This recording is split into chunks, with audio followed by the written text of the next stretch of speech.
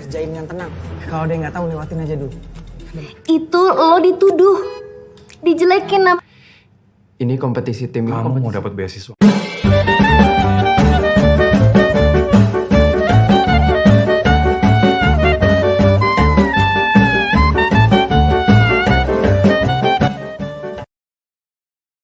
Oke teman-teman, pada kesempatan kali ini kita akan membahas sebuah film Indonesia yang berjudul Mario Posa yang rilis pada tahun 2020. Film ini bercerita tentang anak sekolahan yang mana orang tua mereka mendidik mereka dengan sangat keras sekali sehingga membuat anak itu jadi depresi. Tapi di sisi lain ada orang tua yang juga memberi kebebasan untuk anaknya berkreasi. Oke teman-teman, tanpa berlama-lama kita saksikan langsung filmnya.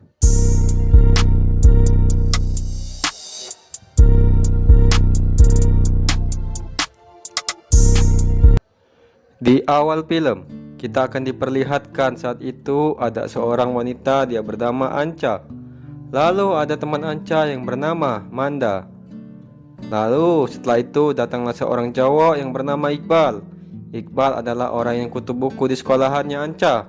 Singkat cerita, Anca naksir dengan Iqbal dan ngebet banget pengen jadi pacarnya Iqbal. Tapi Iqbal tidak peduli dengan Anca dan dia hanya fokus untuk belajar. Lalu saat di kelas, Pak Guru pun memberi pengumuman siswa yang mendapat nilai tertinggi. Yang pertama, nilai tertinggi matematika yaitu Juna. Lalu nilai tertinggi kimia yaitu Anca. Dan yang terakhir nilai tertinggi fisika yaitu Iqbal. Mereka bertiga nantinya akan mengikuti Olimpiade Sains tingkat nasional. Mendengar hal itu, Anca pun jadi senang karena dia bisa segrup dengan Iqbal. Saat di bus sekolah, Anca ingin duduk di dekat Iqbal tapi Iqbal tidak mau. Lalu Juna pun menawari Anca untuk duduk di sebelahnya. Tapi Anca sepertinya tidak mau duduk di sebelah Juna dan dia lebih memilih duduk di sebelah Manda. Lalu Manda pun menasihati Anca untuk berhenti mengejar Iqbal karena Iqbal terkenal dengan laki-laki berhati dingin dan dia hanya fokus untuk belajar. Mendengar hal itu, Anca pun berkata kalau dia tidak akan menyerah sampai mendapatkan hatinya Iqbal. Di rumah Iqbal saat itu ayah Iqbal sedang menasihati Iqbal dan dia menyuruh Iqbal untuk fokus belajar supaya dia bisa mendapatkan beasiswa untuk kuliah ke luar negeri. Mendengar hal itu, Iqbal pun jadi merasa tertekan dengan kemauan ayahnya itu. Di rumah Anca saat itu dia sedang curhat kepada mamanya bahwa dia menyukai Iqbal. Keesokan harinya terlihat semua murid sedang upacara, tapi Anca tidak melihat Iqbal. Lalu dia bertanya kepada teman Iqbal, dan teman Iqbal pun berkata kalau Iqbal saat ini sedang berada di UKS. Lalu Anca menelpon Iqbal. Dia mendapatkan nomor Iqbal dari temannya Iqbal tadi. Saat di UKS, Iqbal terkejut melihat kedatangan Anca. Lalu seperti biasa Anca mulai merayu Iqbal. Tak lama setelah itu mereka pun ketahuan oleh guru. Dan guru itu pun menduga Anca dan Iqbal sedang pacaran. Lalu mereka pun dihukum untuk membersihkan kolam renang. Tiba-tiba Anca terjatuh ke kolam renang dan pura-pura tenggelam. Lalu Iqbal datang membantunya. Tak lama setelah itu Iqbal tahu kalau Anca hanya pura-pura. Melihat hal itu Iqbal pun melepaskan Anca. Tapi tiba-tiba Iqbal kehabisan tenaga dan dia pun tenggelam. Lalu Anca datang menolongnya dan Anca pun memberikan napas buatan untuk Iqbal. Setelah kejadian itu Anca pun jadi demam di rumahnya dan juga Iqbal sedang dirawat di rumah sakit. Lalu ayah Iqbal masih saja tetap menyuruh Iqbal untuk fokus belajar dan dia ingin Iqbal mendapatkan beasiswa. Mendengar hal itu Iqbal pun jadi tambah merasa tertekan dengan sikap ayahnya itu. Lalu setelah itu Anca menelpon Iqbal tapi handphone Iqbal dipegang oleh ayahnya. Alhasil ayah Iqbal memarahi Anca untuk tidak lagi mendekati anaknya karena Iqbal saat ini sedang fokus belajar. Keesokan harinya Anca curhat masalah Iqbal kepada Manda tapi Manda lagi-lagi memarahi Anca untuk tidak lagi mengejar Iqbal karena itu hal yang mustahil. Lalu tiba-tiba datanglah Juna yang memberikan kue keju kepada Anca. Lalu Anca pun menerimanya. Setelah itu Anca pun bermaksud memberikan kue itu kepada Iqbal. Saat di perpus Anca pun mengajak Iqbal mengobrol. Tapi seperti biasa Iqbal cuek. Lalu Anca meletakkan kue itu di meja Iqbal. Tak lama setelah itu Iqbal pun memarahi Anca dan dia berkata kepada Anca untuk tidak lagi mendekatinya Karena dia tidak suka dengan Anca, Iqbal pun terus memarahi Anca dan mempermalukan Anca di depan orang banyak. Mendengar hal itu, Anca pun jadi tidak enak hati, lalu dia pun pergi meninggalkan Iqbal. Lalu setelah itu Anca pun curhat kepada Manda tentang perlakuan Iqbal tadi. Mendengar hal itu, Manda pun punya rencana supaya Iqbal jadi luluh. Manda pun menyuruh Anca untuk cuek dengan Iqbal selama 1 minggu saja, supaya Iqbal berubah pikiran. Awalnya Anca menolak karena 1 minggu itu terlalu lama bagi Anca. Lalu Manda memaksanya, akhirnya Anca pun setuju. Hari pun berlalu, terlihat Anca sudah memulai misinya untuk cuek dengan Iqbal, dan dia pun tidak memperdulikan Iqbal lagi. Melihat hal itu, Iqbal pun jadi mulai memperhatikan Anca. Lalu saat di kelas, Anca pun tidak memperdulikan Iqbal. Hal itu pun membuat Iqbal jadi kesal. Lalu di rumah Anca, saat itu dia pun menceritakan semuanya kepada Manda. Manda pun berkata kepada Anca kalau kita harus menyelesaikan misi kita sebelum 7 hari. Kamu tidak boleh memberi perhatian kepada Iqbal. Keesokan harinya, tim Anca sedang latihan soal-soal di ruangan. Terlihat Pak Guru memberikan soal kepada mereka bertiga. Mereka pun dituntut harus kompak. Karena itu melatih kekompakan mereka nanti di Olimpiade. Lalu tiba-tiba hidung Anca mengeluarkan darah. Sontak saja melihat hal itu, Juna pun memberitahu Anca. Lalu Iqbal mencoba untuk mengelap darah di hidung Anca. Alhasil Anca pun jadi senang karena diperhatikan oleh Iqbal. Lalu saat pulang, Pak Bambang menyuruh Iqbal untuk mengantar Anca, karena Anca saat ini sedang tidak enak badan. Awalnya Iqbal menolak, tapi setelah dipaksa oleh Pak Bambang, akhirnya dia pun mau. Saat di depan rumah Anca, dia pun mengucapkan terima kasih kepada Iqbal karena telah mengantarnya. Lalu singkat cerita, Iqbal pun bertanya kepada Anca, kenapa kamu beberapa hari ini tidak memperdulikan saya? Anca pun berterus terang kalau semua itu disuruh oleh Manda supaya Iqbal jadi perhatian ke Anca. Sebab itulah Anca cuek kepada Iqbal. Mendengar hal itu, Iqbal pun jadi senang. Saat di rumah, Iqbal pun lagi-lagi dimarahi oleh ayahnya karena nilai Iqbal belum memuaskan. Iqbal pun menjelaskan kalau nilai itu adalah nilai tim, bukan nilai individu. Tapi apa daya, ayah Iqbal tidak mau tahu tentang kondisi Iqbal. Lalu setelah itu Anca menelpon Iqbal. Alhasil mereka pun mengobrol. Tiba-tiba datanglah ayah Iqbal dan langsung mengambil handphonenya Iqbal. Dia mengira Iqbal asik teleponan dan tidak belajar. Tak lama setelah itu Anca mengirim chat romantis ke Iqbal. Alhasil ayah Iqbal pun membaca isi pesan dari Anca. Keesokan paginya ayah Iqbal memarah Iqbal karena sering pacaran. Hal itu pun dikarenakan Anca semalam mengirim pesan yang lebay ke handphonenya Iqbal. Lalu setelah itu Iqbal pun membaca isi pesan diari Anca semalam. Melihat hal itu, Iqbal pun jadi kesal dengan Anca. Keesokan paginya saat di kelas, Anca kembali lagi mengajak Iqbal mengobrol dan memberikan sarapan buat Iqbal. Tapi apa daya, saat itu Iqbal sedang kesal dengan Anca dikarenakan tekanan orang tuanya. Lalu dia pun melampiaskan kekesalannya kepada Anca. Alhasil Iqbal berkata kepada Anca untuk tidak lagi mendekatinya karena dia sudah muak dengan sikapnya Anca. Iqbal pun juga berkata kepada Anca kalau dia wanita murahan yang suka mengejar laki-laki. Mendengar hal itu, Anca pun jadi tidak enak hati dan dia pun terdiam. Alhasil Juna dan Manda pun jadi marah. Lalu Manda pun memarahi Iqbal karena sudah kasar dengan Anca. Lalu setelah itu Iqbal pun pergi meninggalkan kelas. Selanjutnya Manda pun menasihati Anca untuk tidak lagi mengejar Iqbal karena Iqbal orang yang jahat. Mendengar hal itu, Anca pun hanya diam saja. Di ruang kelas saat itu Pak Bambang bertanya di mana Anca. Lalu Juna pun menjelaskan kalau Anca sedang sakit karena dia habis dimarahi oleh Iqbal di depan orang banyak. Lalu Iqbal berkata kita cari saja orang lain untuk menggantikan Anca. Tapi Juna dan Pak Bambang tidak setuju dan menolaknya. Tak lama setelah itu Anca pun datang ke ruangan. Alhasil Anca pun masih ingin bergabung dengan timnya Iqbal. Seperti biasa mereka pun latihan mengerjakan soal. Keesokan harinya tibalah hari di mana Olimpiade Sains tingkat nasional dimulai. Terlihat semua peserta dari berbagai SMA sudah mulai berkumpul. Lalu tim Iqbal pun mengatur strategi untuk mengerjakan soalnya. Alhasil mereka pun berdoa sebelum memulai menjelaskan soalnya itu. Selanjutnya mereka pun mulai sibuk mengerjakan soal mereka sesuai dengan bagiannya masing-masing. Tiba-tiba hidung Anca mengeluarkan darah lagi. Alhasil Iqbal pun menyuruh Anca untuk istirahat dulu. Tapi Anca tidak mau dan dia tidak ingin. Iqbal perhatian kepadanya dan dia ingin lanjut mengerjakan soal.